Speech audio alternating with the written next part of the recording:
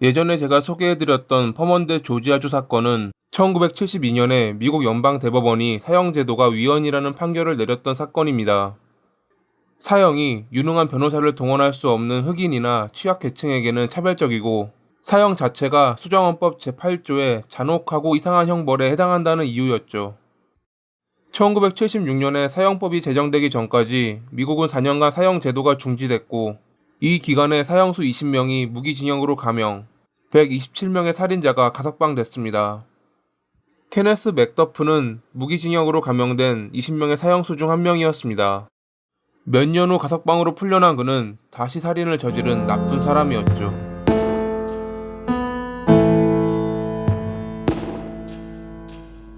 미국 텍사스 중부 로즈버드에서 6남매 중 5째로 태어난 케네스. 그의 아버지는 콘크리트 사업을 운영했는데 당시 건설붐이 일어났기에 케네스의 가족들은 부족하지 않는 삶을 살았습니다. 약한 사람들을 괴롭히기 좋아했던 케네스는 소위 말하는 불량배였습니다. 하루도 사고를 치지 않는 날이 없었던 그는 결국 고등학교를 그만두어야 했고 아버지의 회사로 들어가 일을 하게 됩니다. 하지만 아버지 앞에서만 열심히 하는 척을 했을 뿐 언제나 눈치를 보며 대충 일을 했던 그를 직원들이 좋아할 리 없었습니다. 그는 자주 직원들과 시비가 붙었고 가끔 싸움도 일어났지만 아버지 덕분에 어찌어찌 넘어갈 수 있었습니다. 하지만 그가 저지르던 강도질은 아버지가 처리해줄 방법이 없었죠. 경제적으로 어려움이 없었음에도 불구하고 그는 자주 강도질을 하고 다녔고 그렇게 1964년에 12건의 절도 및 강도 미수로 유죄 판결을 받았습니다. 당시 그의 나이 18살이었다고 합니다. 4년을 선고받았지만 1년 뒤인 1965년 12월에 가석방되었던 케네스. 감옥까지 다녀왔지만 그는 전혀 변하지 않았습니다.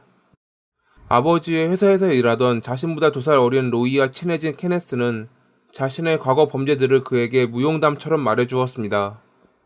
그런 그의 말에 매료되었던 로이는 그를 동경하며 케네스가 어디를 가든 따라다니기 시작합니다. 1966년 8월 6일, 그날도 어김없이 일을 끝내고 쉬고 있는 로이에게 케네스는 인근에 있는 에버만이라는 마을로 놀러 가자고 꼬드겼습니다. 몇 년 전에 거기서 알게 된 여자애들이랑 맥주나 한잔하고 오자며 꼬셨던 케네스. 여자를 밝혔던 로이는 곧바로 그의 차에 올라탔습니다.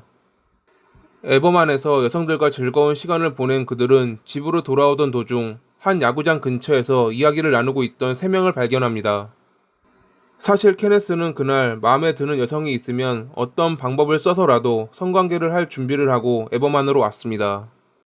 하지만 그가 만났던 과거 지인들은 그의 맘에 들지 않았고 실망하고 돌아가려는 찰나 맘에 드는 여성을 발견한 것입니다. 야구장 근처에서 이야기를 나누고 있던 마을 청년 로버트와 캘리포니아에서 놀러온 그의 사촌 마크, 그리고 로버트의 여자친구 에드나. 그런 에드나를 보고 자신의 욕망을 풀기로 마음먹었던 케네스는 차를 멈추었습니다. 갑자기 시트 밑에서 케네스가 권총을 꺼내 그들에게 다가가자 옆에 있던 로이는 깜짝 놀랐습니다. 그는 그저 케네스를 따라 놀러왔기에 그가 어떤 욕망을 품고 이곳에 왔는지는 전혀 몰랐던 것입니다. 자신들에게 총을 들이밀며 다가오는 케네스를 본 로버트와 마크, 에드나는 곧바로 손을 올렸고 그런 그들에게 케네스는 우선 있는 돈을 내놓으라 말했습니다. 그들의 지갑을 건네받은 케네스는 3사람 모두 차 트렁크에 강제로 태웠고 이를 지켜보던 로이는 그들이 내 얼굴을 봤다라며 걱정하고 있었습니다.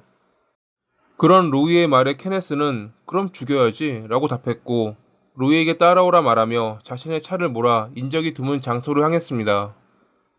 로버트의 차를 몰고 따라가던 로이는 그가 진짜 살인을 하진 않겠지라고 생각하며 빨리 이 일이 끝나길 기도했다고 합니다. 인적 드문 장소에 도착한 케네스는 트렁크에서 에드나만 나오게 한 뒤 로버트와 마크에게 총격을 가했습니다. 케네스의 차 트렁크로 옮겨진 에드나는 밖에서 나는 총소리에 살려달라 외쳤고 갑자기 일어난 일에 로이는 당황해하고 있었습니다. 총소리가 났기에 장소로 옮기자는 케네스의 표정이 너무 평온해 보였다는 로이. 그렇게 그들은 두 차를 움직여 다시 한번 한적한 장소로 향했습니다. 아무도 오지 않을 한적한 장소에 도달한 케네스는 에드나를 범했고 옆에서 지켜보던 로이에게도 그녀를 범하라 명령했습니다. 잠시 후 에드나가 비명을 지르자 기분이 상한 케네스는 곧바로 차에 있는 빗자루를 가져와 그녀의 목에 대고 누르기 시작했습니다. 움직이지 못하게 로이에게 그녀의 발을 잡으라 명령했던 케네스. 에드나가 죽고 나서야 지옥 같던 로이의 하루도 끝이 났습니다. 케네스는 이제 집에 가자며 다리에 힘이 풀려 앉아있는 로이를 일으켰고, 그렇게 자신의 집으로 돌아온 로이는 한숨도 자지 못했다고 합니다. 다음날 라디오를 통해 에버만에서 일어난 사건이 흘러나오자 로이는 곧바로 경찰서로 향해 모든 것을 자백하며 케네스는 체포됐습니다. 중요한 증인이 된 로이에게 검찰은 최소한의 형량을 구형했기에 그는 5년을 복역한 후 풀려났고 고향으로 돌아가 조용한 삶을 살았다고 합니다. 반면 그런 범행을 저지르고도 반성하는 기미를 보이지 않던 케네스에게 검찰은 사형을 구형했고 재판부 역시 사형을 선고했습니다. 하지만 앞서 말씀드린 바와 같이 퍼먼대 조지아주 사건에서 사형 제도가 위헌이라는 판결로 인해 케네스는 무기징역으로 감형되었습니다. 아버지의 재력으로 유능한 변호사를 고용한 케네스는 로이가 진범이라는 다양한 증거들을 문서로 작성해 가석방 신청을 하기 시작했습니다.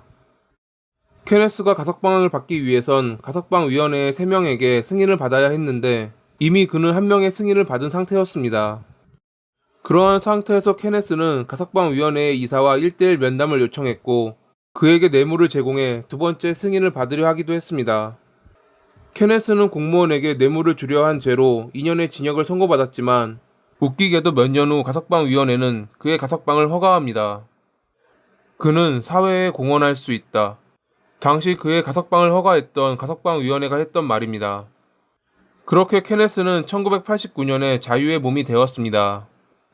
과거 케네스를 체포했던 보안관은 가석방위원회가 그를 풀어줬다는 소식을 접하자 그들이 미쳤나? 라는 생각을 했다고 합니다.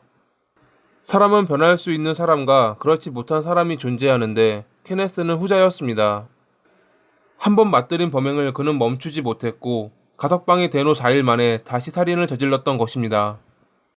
그렇게 석방 후 3년간 텍사스를 돌아다니며 살인을 저질렀던 케네스는 1992년 5월 4일에 덜미가 잡히며 체포됐습니다. 검찰은 그가 11건 이상의 살인사건에 관여돼 있다고 주장했지만 총 6건의 사건에 대해서만 그는 유죄를 판결받았습니다.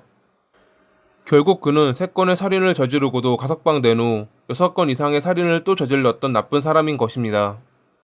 1993년 2월 18일 배심원단의 판결로 인해 케네스는 사형을 선고받았고 1998년 11월 17일에 그의 형이 집행되었습니다. 케네스는 지금 텍사스주 감옥 묘지에 묻혀 있습니다. 이곳에 묻힌 죄수들은 장례를 치러줄 가족이 없거나 가족들의 유해 인도를 거부한 이들 뿐이라고 합니다. 그는 마지막에 가족에게도 버림받았던 것이죠. 가석방되어 새로운 기회를 얻었음에도 결국 나쁜 사람의 길을 택했던 케네스. 지금쯤이면 지옥에 있을 그가 영원히 고통받기를 기도하며 이만 글을 마칩니다. 오늘도 시청해주셔서 감사합니다.